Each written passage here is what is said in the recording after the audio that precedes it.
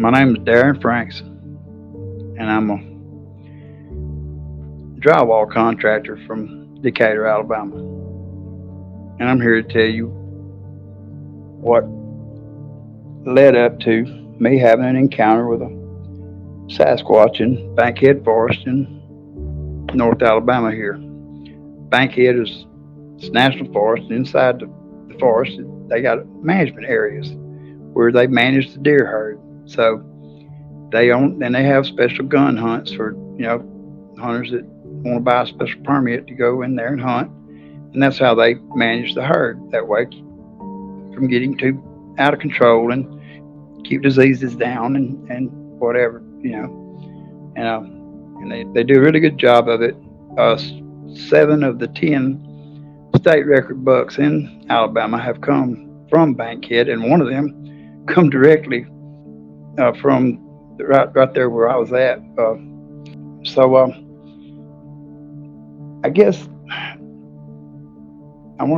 I'd tell you guys what really put me there in the woods so much. I mean, if you're going to have a chance to encounter one of these creatures, you're going to have to be in the woods. Probably, you may have a chance up on one, at a Castrol family outing or something like that. But hunters see them. From what I've been, looking at on YouTube and everything, I've done it since 2017. Hunters are a lot of the sightings come from guys who hunt. So in 2015, I had something really traumatic happen to me.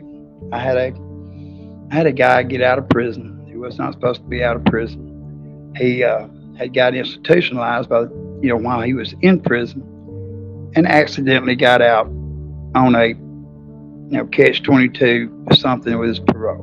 But he was a menace to society. He just slipped through the cracks of justice here. But the guy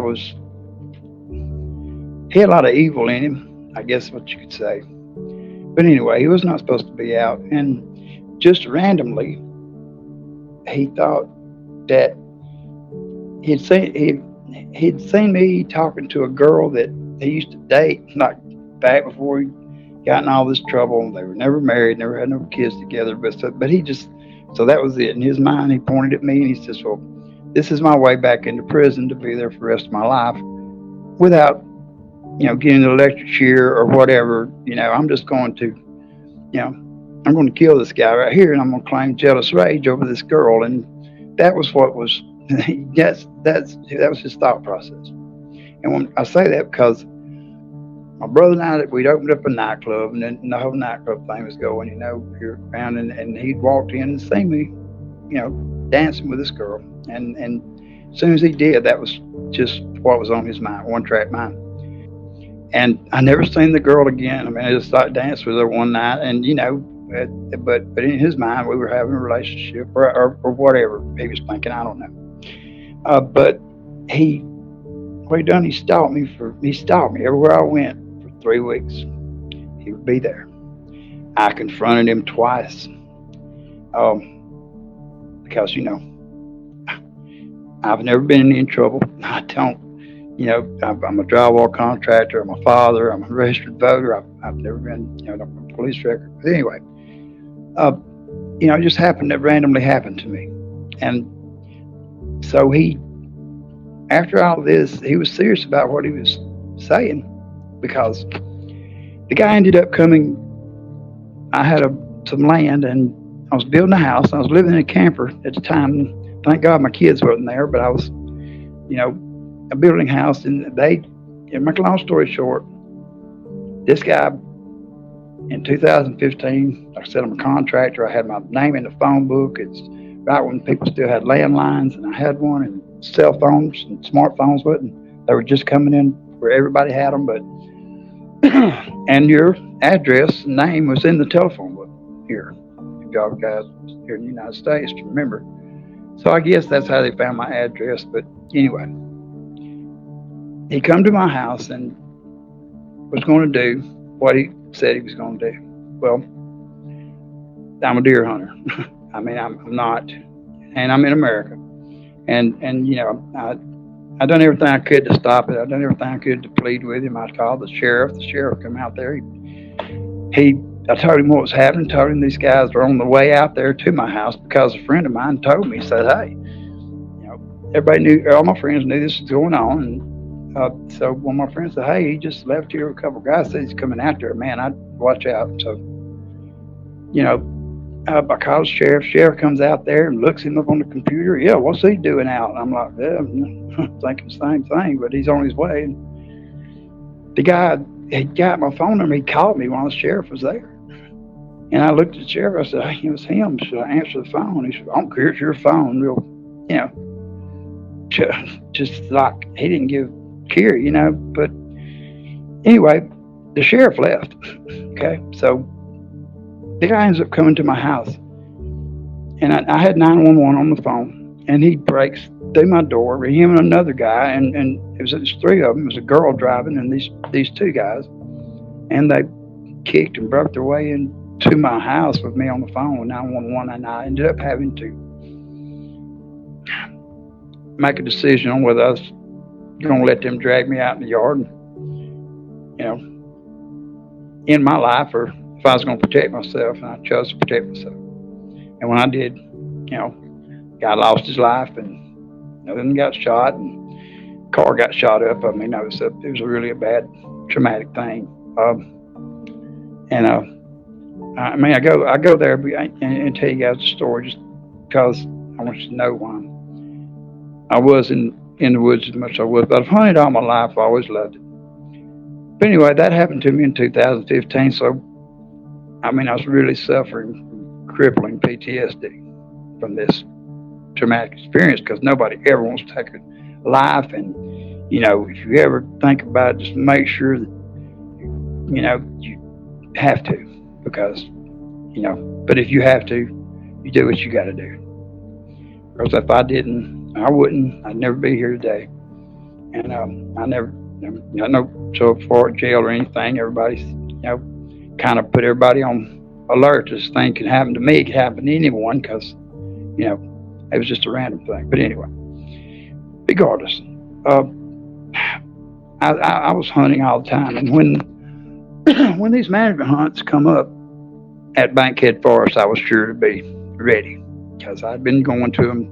I'd already been going to them for about 10 years, but I was really, really looking forward to it, you know, the years after 2015.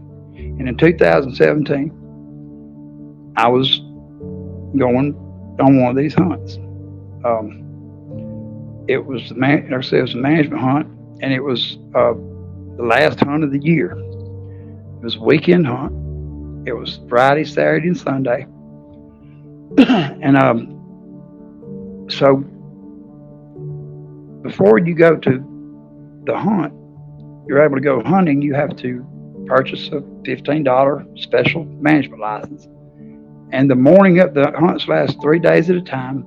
And in Bankhead Forest, you got management areas. You got an A side and a B side. And Bankhead is big woods. If you want to look at it on the map, or, you know, if you're interested in this kind of thing, you can look up Bankhead Forest, because, you know, after I didn't really know how many Sasquatch, Bigfoot encounters were in Bankhead. So if you like this kind of programming, just telling you, there's a lot. But anyway, so you got to go to the ranger station the morning of the hunt. It's a 3-day hunt. Like I said, mine was Friday, Saturday, and Sunday. So you got to go to the ranger station and get your permit. You got to have that permit on your person during the 3 days. And so Friday morning, I've got everything ready, you know, Thursday. And me and my buddy was supposed to go. I'm a drywall contractor. He does electrical. So we planned to take off. He had an emergency come up, and he couldn't make it. So I just drove down there, went to the ranger station Friday morning, got my permit, and I went back to the place I'd been hunting for the last, you know, 10 years. And it's they plant the management area, they plant green fields out there for the deer, but in the hunters, we get to take advantage of that. It's one part of the, buying the permit to hunt on the management area. And this green field I was on, I've been hunting there 10 years. I'd never seen but like two people there. One of them was a friend of mine that I hunted with, and another guy was lost. I mean, it's up front. It's like nobody goes up front. Everybody wants to go way deep into the forest. But it's a beautiful little green field, and it's just out of sight. If you don't know the maps, know the area, you wouldn't know it was there. But anyway, so I get my permit. I go back to my place, which is, it's not really a long walk from my truck to where I go in the woods,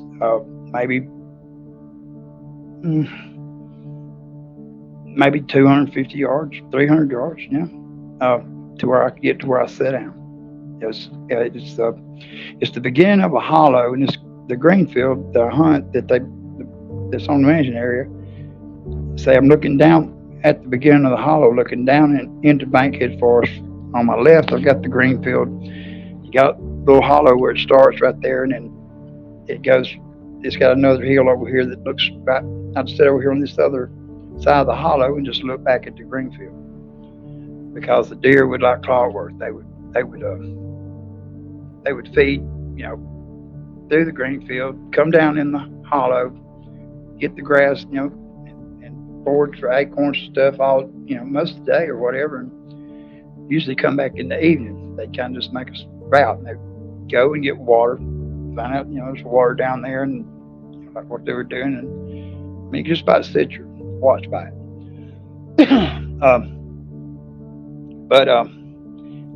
So I get to my place, before dark, before daylight, everything goes pretty good, So I get in there about 45 minutes before daylight. Everything gets settled down good. All right, finally, we're hunting. So I don't take a tree stand, because you're not allowed to put a permanent stand up. And just carrying a tree stand where I hunt, it's just I really don't have to have one. I kill plenty of bucks off the ground. We just brush in, beside a tree. I had a big cedar tree that fell over, and I used it as a hunting blind. So I got nestled in there. I'm waiting for daylight and action to start and everything. And sure enough, it starts, and these two doe come down like expected from the green field, and they walk down into the bottom there, and they're feeding, and they go right in front of me, and they were real young, so they were small. And then on this hunt, you're allowed to harvest a buck and a doe on this hunt. Some of them's just bucks only. Some of them, you can take does. But anyway, this was a buck and a doe hunt. You could take one of each sex. But they were small. It was the first day, and they went on by me, and nothing else come that day. And I don't live far from the place I hunt. So during the middle of the day, it was the end of the season. It was the last hunt of the year. It was, I think it was either January the 31st, or maybe we went into February the 1st. But it's around that time of the year. It's the last time of the year for National Forest Management Area. So the rut's not on at that time of year, so people hunt during the middle of the day when the rut's on to try to get a buck. But I wasn't hunting in the middle of the day. I'd get up and leave. My buddy had some land up there, so I'd go to his house and eat lunch. I didn't live far from there, so I might swing by my house and eat lunch, and then come back and hunt the evening hunt. And that's what I did. So I go and I eat lunch and everything, and come back, and I get back in there about 1:30, something like that, waiting on the evening time for the deer to, because when they would go down there and take the route they'd take, they'd always come back in the evening, come right the same route, and come right back by me, go through a bed in our area. So that's what I'm waiting on. And but I'm sitting there. I wasn't there. Got back. Like I said, about one. It's about 1:30 or something like that. And I'm sitting there, and very, very out of character for the deer to do what they done. I heard something running at me, like on my side of the hollow. I could tell it was animals, 4-legged, and it turned out it was those two doe. They'd come by me that morning, and when they would run at me, I got excited because I thought first thing I thought was, hey, there's a big buck chasing them. So but when they got to where I could see them real good, they didn't act like they were running from a buck, because it's just a difference in their eye. They act like they was running from a predator. They're real spooky, real skittish. They're big eyed, and just like they're running for their lives. And thing about Bankhead Forest, we don't have any big predators. We do not have any bears. We don't have any wolves here. The biggest thing we got as far as predators, we got bobcats. We got coyotes. But got hogs. But as far as predators and stuff, that's about it. Bobcat, a coyote. You might see a big cat. You may even see a cougar down here, but it would have to have migrated down here, or something like that. They're just not in our area. Luckily, I say luckily. It's not like I would want to see one. We just don't have to put up with one more thing. So, but anyway, these two doe come running down there at me, and get very out of character. But then I noticed that like I was running from a predator or something, just the way they acted. And they run right up in front of me, and like started slowing down, and they actually come to a stop. And one of them was looking at me. Both of them seen me. One of them stared at me, and they started just putting their heads down, like milling around. They wasn't eating. They just started putting it down. They'd look back, and they'd look at each other, and they just acting spooky, real spooky. And I just, what's going on here, And then they done that for just a second, and then they took off, again, and started trotting off, and then into a full run, back up into their bedding area. And I'm looking behind them. They're gone. I'm looking behind them, like just waiting to see whatever it is that's chasing them to come. And I don't know what I was expecting to see. Maybe coyotes. They don't bark when they're hunting. I was thinking, well, what is this? I'm waiting. But anyway, nothing ever. I never seen anything. So it was kind of strange, and I didn't see any more deer that day. It was like nothing come out. Nothing, was moving. I don't know. It was just very quiet for opening day, because usually a lot of action, and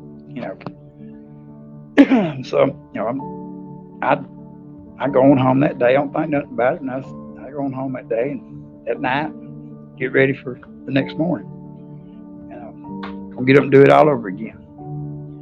So I get there, and Alabama, we got kind of warm weather here, so I put my coveralls on, camo coveralls, and my hunter's orange, and on everything, and got into my little niche there behind my spruce tree, and just waiting on everything to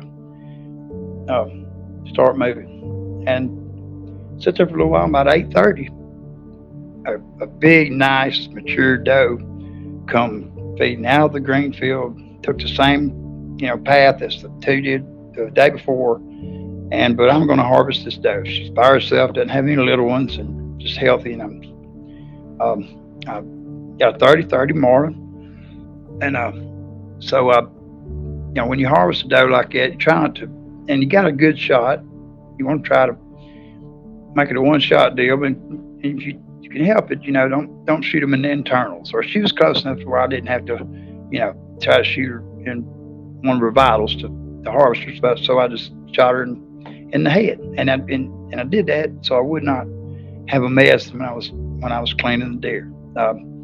All I had to do was more or less just open her, like a zipper, and take my knife and cut her windpipe and her anal tube, and the little membrane that holds everything in. I mean, everything come out in one piece is what I'm saying. Still had blood on me and blood on right, little creek right there running down through there. I washed off best I could, but my buddy that was supposed to go hunting with me that day, like I said, he didn't show up. Not allowed to have a motorized vehicle on the management area. So I walked in, and so I'm like, okay, I'm fixing to have to drag this big deer. And I just premature doe. I got to get her out of here. And first thing I got to do is carry her straight up a hill, to the green field and go back to my truck. And so I did. And the only thing wrestling with, this deer. I mean, and I had a rifle too, and I wouldn't leave my gun with. So the only thing I could do, I tried to drag her. That didn't work. She don't have no, horns, so it didn't work. Drag me anyway. I just picked her up and kind of threw her whole body over my shoulder, and I'd carry her up that hill, 25 yards, straight up, steep, real steep. And I was so tired, I had to plop her down. I just lay down beside her and rest too, and then I'd go back and get my gun and kind of like a relay up that hill. Anyway, so I wrestled her out of there up to the green field, and finally got up in the green field and got some rope, and I tied to her, and I started dragging her. But anyway, I got her to the truck. And so it was 8:30 when I first seen her, and it was probably 11 o'clock by the time I got to my truck. And I said, well, I'm here, it's lunchtime, I'm gonna take her right down here to the processor, guys right around locally, and just make a circle and drop her off, and get her in the cooler and that he's got there, refrigerator room or whatever, and go by my house and eat lunch and come back. So I done got me a doe, just go back and try to get a buck. So I left Bankhead in my truck about 11:30, and that Saturday, and I went down, dropped her to the processor, went by my house, got a couple of waters, something to eat, and headed back, up to my hunting spot, to hunt the evening hunt.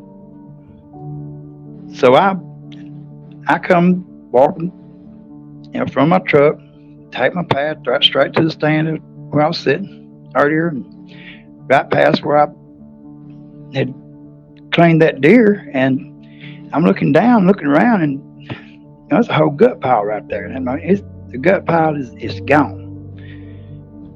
And I looked around just to make sure I was in the right spot, and there's hair and blood, and I knew I was. And I looked down, I thought to myself, wow, what a pack of coyotes have come up here and ate that gut pile up in just a short amount of time that I was gone, and I'm sitting on the ground hunting, kind of nervous now, thinking, they eat all up, maybe they won't eat me. But anyway, it was really, really weird.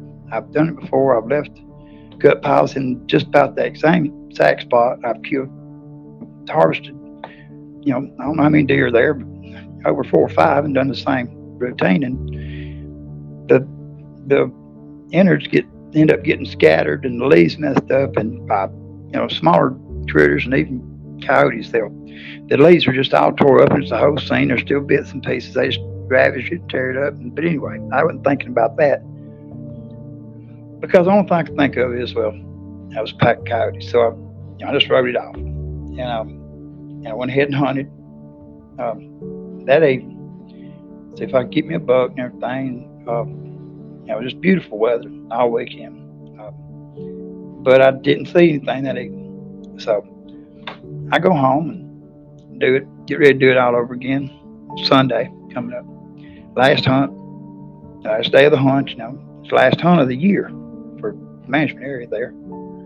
So I got new clothes and everything. I cleaned that deer and everything, because from carrying her up that hill, I had blood all over, hair, sinew. It's just from having to carry her out, kind of wrestle her out of there like I did. And I changed, got new coveralls and everything, and hunting gear on, except for my hunter's orange little blazer, little cheap hunter's orange blazer I got. Just something to wear so it could be seen. It had blood all over it, about, only because I was carrying it on my shoulder. But anyway, so I get down in my place again, get down there in the morning.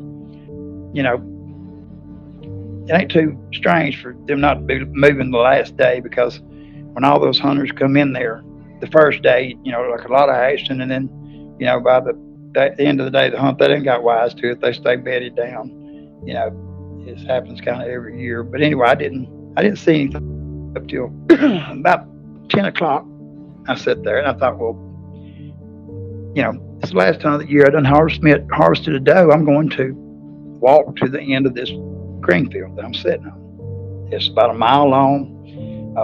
It's really, really pretty, nice grass, just everything they want. So, and I have harvested deer coming out of there, by walking, because the field zigzags. They planned it that way to accommodate more hunters, but you could go around, walk around the corner, and be one standing there, and you harvesting up.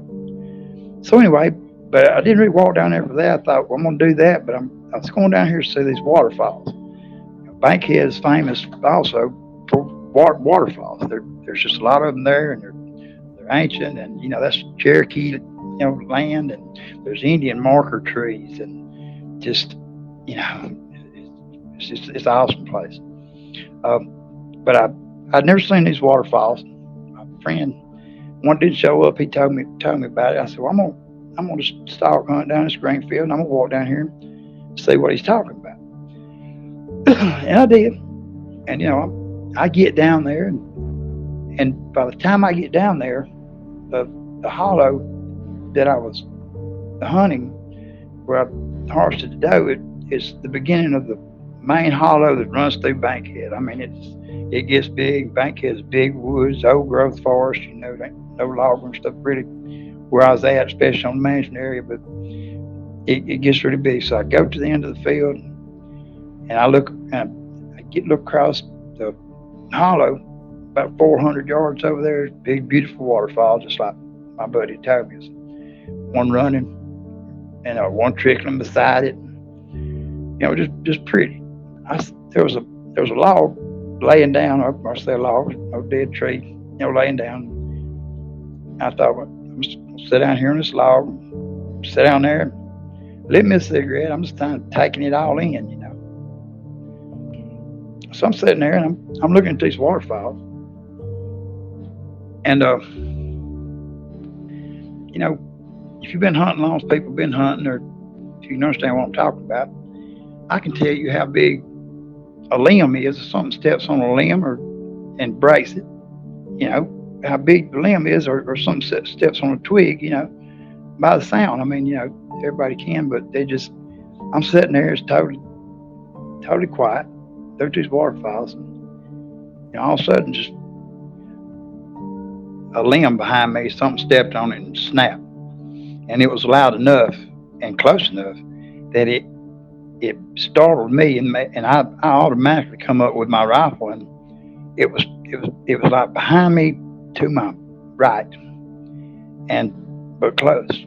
When the limb snapped, I could tell it was just within 10 yards, 15 yards. And of course, it startled me. I got up, and I couldn't just, I'm right-handed, so I couldn't just turn to the right. I had to kind of spin around and look. But when I turned around to see what it was, I mean, we don't have anything big there. Not like this.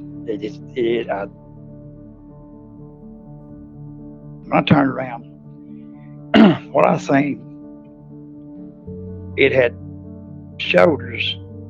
It was gray. It was huge. Its shoulders were 4 foot wide.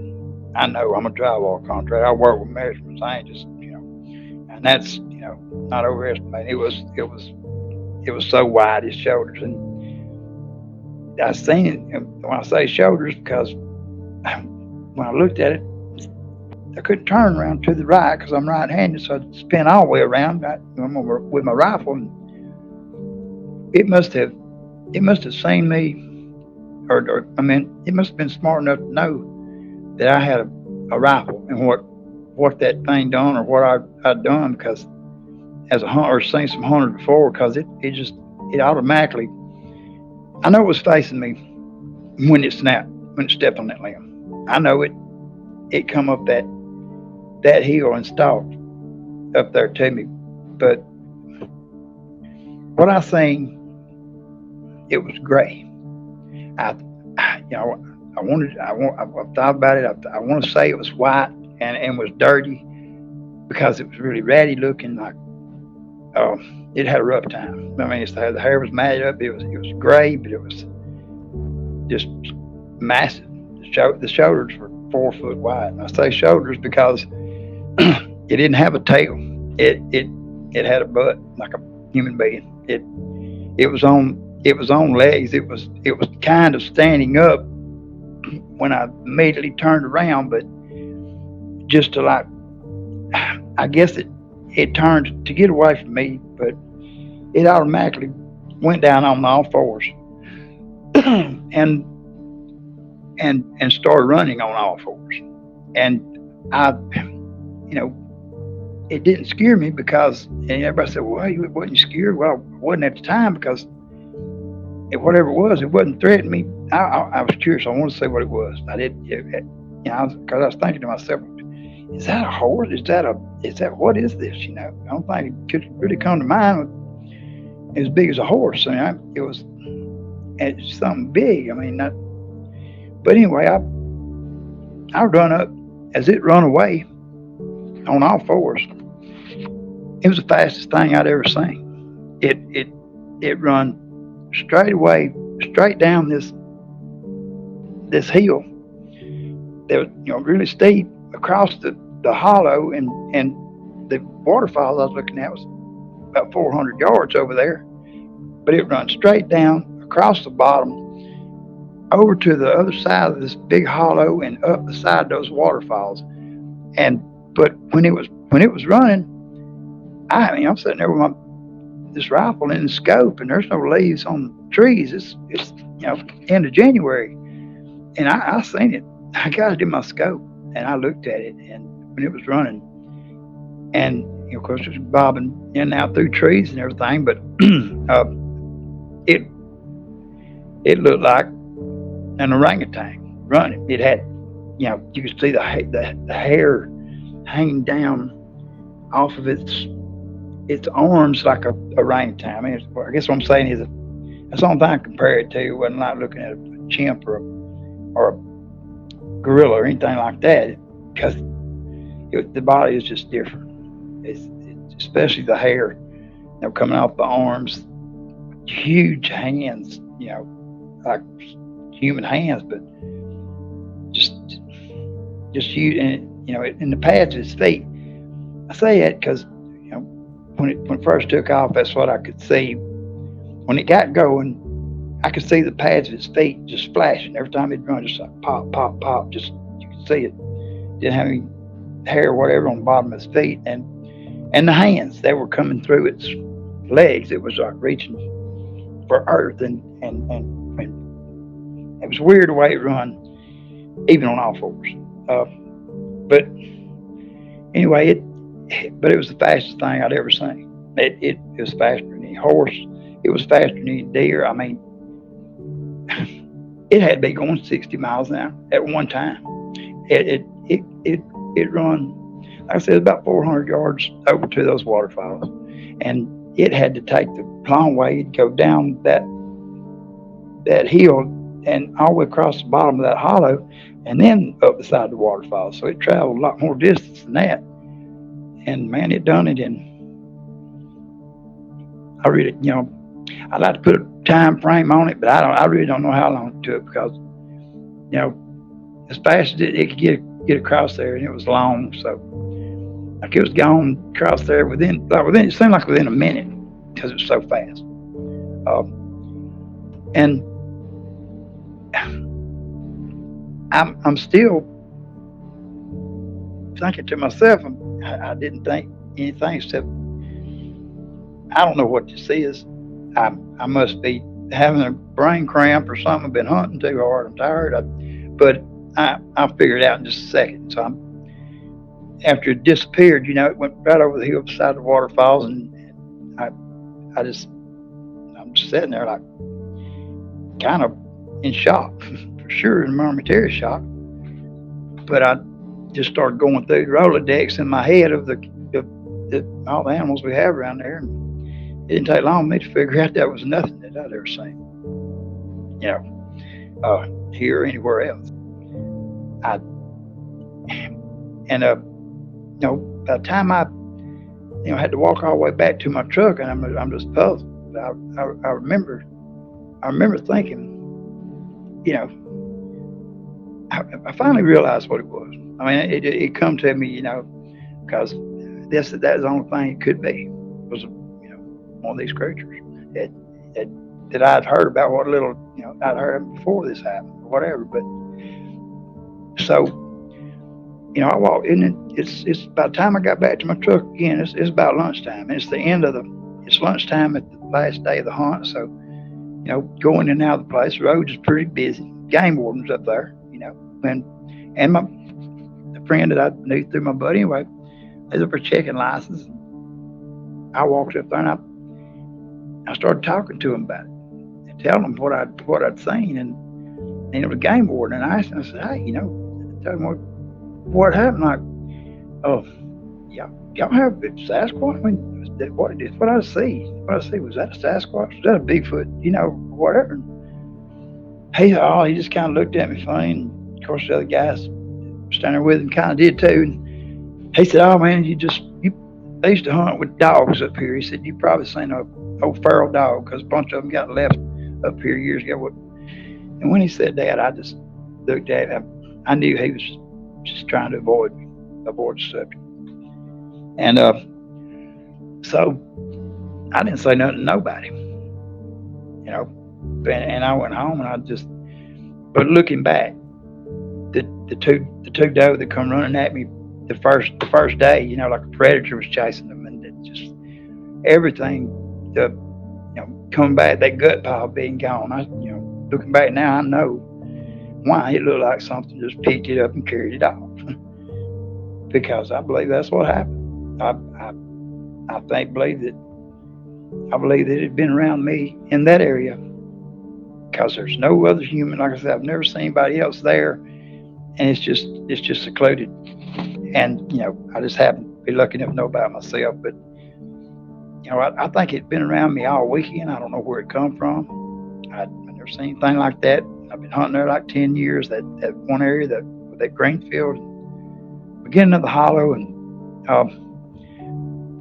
but and Sunday, I believe that it must have smelled the blood on my hunter's orange, and was stalking me by smell alone. And then when he got up there, because there was sage grass growing on the edge of the hollow when you got up into the field, before we got into the clear green field, so it had to come through that. And if it was down on all fours, it would had to kind of looked up or stood up to some to see what I was. But when it stepped on that limb, I just think I think it kind of done it on purpose, because how did I not hear it?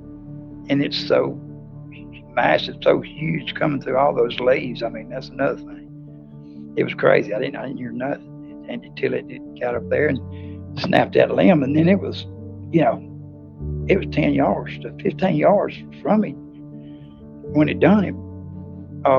But I'd hate to think that it was looking at me, stalking me like that. I think it smelled the blood on my hunter's orange, and come up there and stalked up on me to see if I was a wounded deer or something, that on its menu, or what I was.